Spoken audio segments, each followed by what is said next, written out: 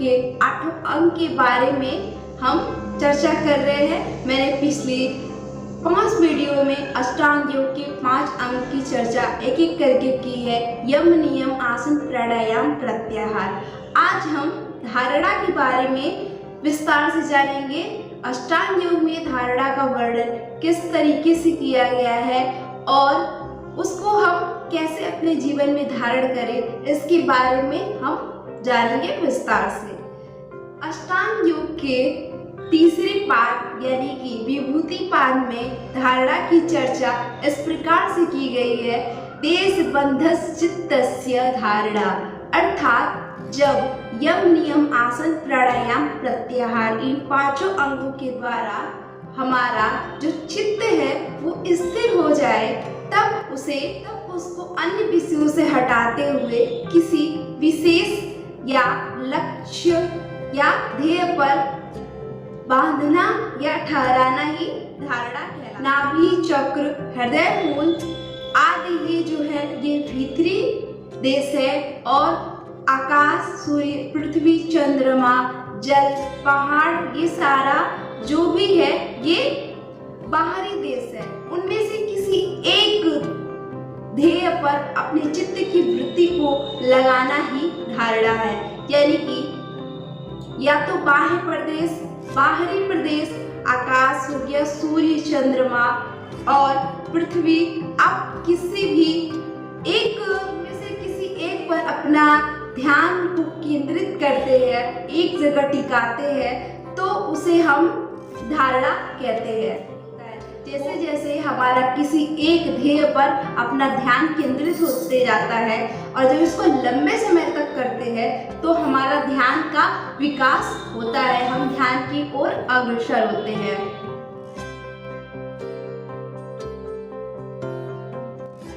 आगे हम धारणा के प्रकार के बारे में जानेंगे। धारणा के प्रकार को जानने के लिए हम राजयोग और हठ योग यानी अष्टांग योग और हठ योग इन दोनों में धारणा का किस प्रकार से वर्णन किया गया है इसके बारे में हम जान लेंगे। पतंजलि योग सूत्र पर लिखे गए भाष्य के अनुसार धारणा के जो प्रकार है वो 2 प्रकार के हैं, बाह्य धारणा और दूसरा है अंतर धारणा।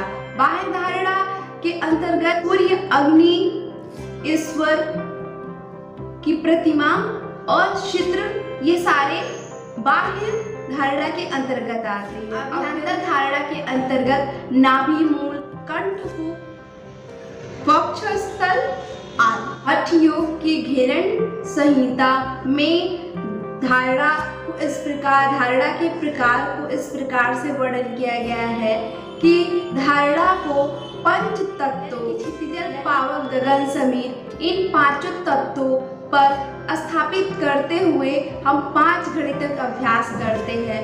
आगे हम हठ योग में जो धारणा का वर्णन किया गया है उसको हम विस्तार से एक अलग वीडियो में जानेंगे, लेकिन आज हम अष्टांग योग यानी कि राजयोग के धारणा के बारे में विस्तार से चर्चा कर रहे हैं, तो वीडियो काफी लंबी हो जाएगी। इसलिए आज हम अष्टांग योग में जो धारणा का वर्णन किया गया है उसके बारे में जानेंगे।